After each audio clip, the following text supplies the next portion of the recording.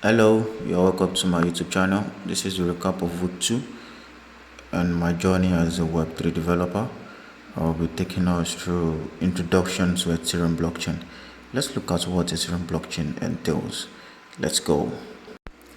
Ethereum is a decentralized blockchain platform that establishes a peer-to-peer network that securely executes and verifies application code called smart contracts. Now, Ethereum is a blockchain with a computer embedded in it. This gives developers the opportunity to be able to build decentralized applications, dApps on it. Ethereum is also worth noting that Ethereum is the second most popular chain after Bitcoin. Now, there's a canonical computer called Ethereum Virtual Machine (EVM), which everyone on Ethereum network agrees on. Now, let's take a good look at what a smart contract is, or rather, what are smart contracts. Now, smart contracts are self-executing contracts that are written into the code of a blockchain and automatically executed when certain conditions are met. Now, this means when you want to build decentralized application on Ethereum, you would need smart contracts. And the way smart contracts are designed is to allow it bring in codes, and then once those codes are written, it self-executes. It happens with nobody triggering it or stopping it. So that means once a smart contract is written, it has to fulfill a purpose before it can happen, because it is specifically created for some certain conditions, and once those conditions are met, that is when the code gets executed.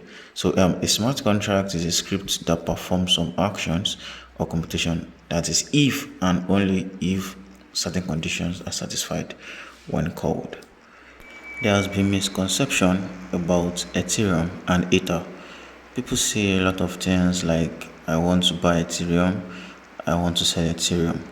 There's a difference between Ethereum and Ether. Ethereum is the decentralized blockchain platform, while Ether, that's ETH, is the native cryptocurrency of the Ethereum blockchain. You can buy and sell Ether, ETH, but you can't buy and sell the decentralized blockchain platform itself. Ether is what is used to pay for gas fee when a transaction is being made on the Ethereum blockchain. So this is people mistake these two for each other, and then they say stuffs. But what they really mean is when they say I want to buy and sell stuffs, you're referring to Ether and not Ethereum. Ethereum is the blockchain. Ether is the native cryptocurrency of the Ethereum blockchain. We'll be taking a look at what are the features of ETH on the Ethereum blockchain.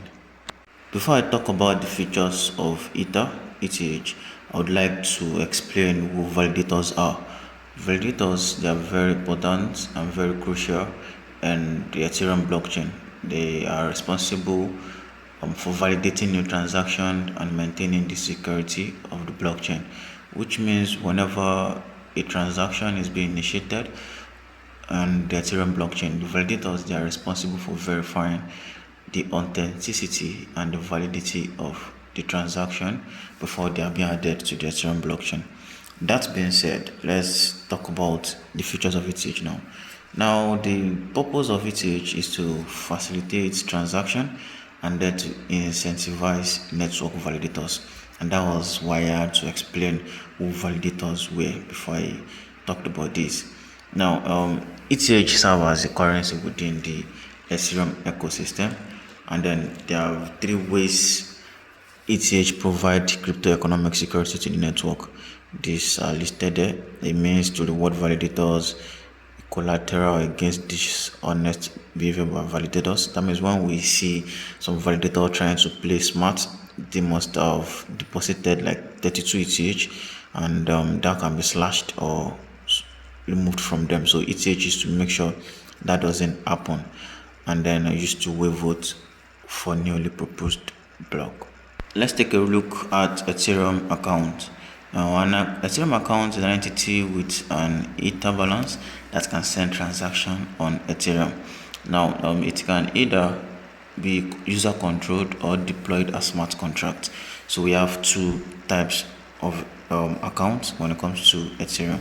We have the externally owned accounts and then the contract accounts. Now the similarities between the two is that both accounts can receive, hold and send Ether and other ERC20 compatible tokens, which means tokens deployed on the Ethereum blockchain. And the second one is they can interact with deployed smart contracts. Now let's take a look at the key differences between the two. Now for EOA, which is the externally owned account, creating an account costs absolutely nothing. But when it comes to contract accounts, for it to be created, for it to be deployed, we need to pay for gas fees, which makes it which means you have to like pay before that happens. It has a cost. Now externally owned accounts can initiate transaction, but when it comes to contract accounts, it can only send transaction in response to receiving a transaction.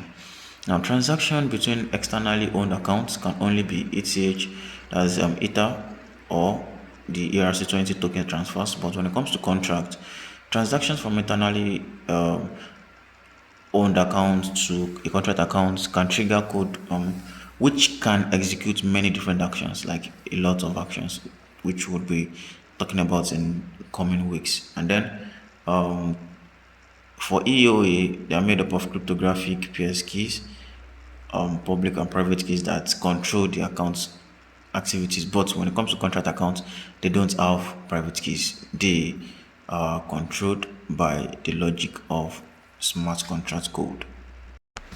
When you examine an Ethereum account, you're going to find that it has four fields. That's the nonce, the balance, the code hash, and then the storage root.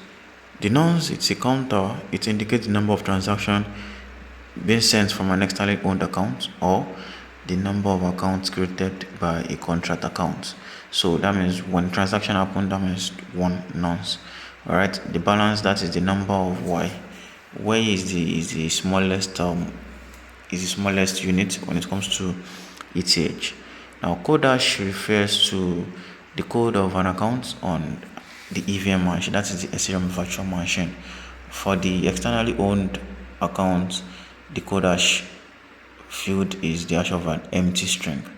And then the storage root is sometimes known as we call it storage hash at times. Thank you for listening. See you in a bit.